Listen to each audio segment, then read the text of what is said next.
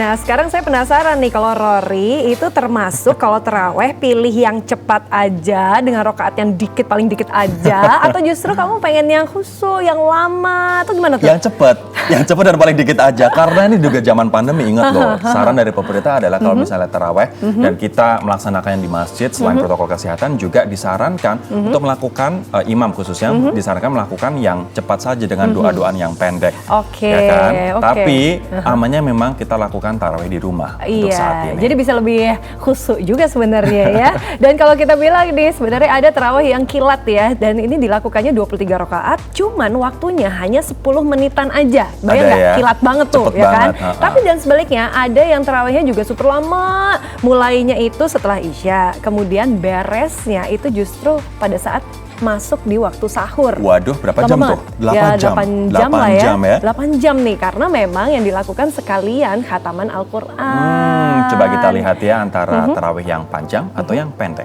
berikut ini.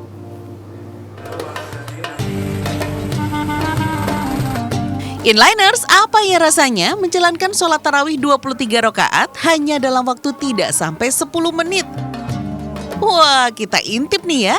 Ratusan orang jamaah sholat tarawih dan witir kilat di Masjid Ponpes Mambaul Hikam, Kecamatan Udanawu, Kabupaten Blitar, Jawa Timur. Mereka datang dari berbagai kota loh karena ingin mengikuti ibadah kilat ini. Bahkan ada jamaah yang bahkan setiap tahun selalu menyempatkan diri beribadah di sini. Nggak takut mas? Atau bagaimana? Tidak diri aja. Jadi intinya tetap menjalani ibadah. Tetap semangat. Sebelum pandemi melanda, jumlah jamaah bisa meluber hingga ke halaman masjid. Tapi kini jumlahnya berkurang hingga 40%. Pengelola masjid pun menjalankan protokol kesehatan dengan menyemprotkan disinfektan dan menyediakan tempat cuci tangan. Sebaliknya, ada juga nih inliners yang sholat tarawihnya super lama, bahkan sampai 8 jam. Ibadah ini diikuti ratusan orang santri Pondok Pesantren Al-Fatah, Temboro, Magetan, Jawa Timur. Apa ya yang bikin lama? Ternyata surat yang dibacakan dalam sholat mencapai total 30 juz. Jadi artinya setiap malam khatam deh seluruh isi Al-Quran. Dalam satu rakaat, imam bisa membacakan hingga 1,5 juz Al-Quran. Dalam 23 rakaat sholat tarawih ini, dilibatkan hingga 6 orang tahfiz yang memimpin sholat secara bergantian.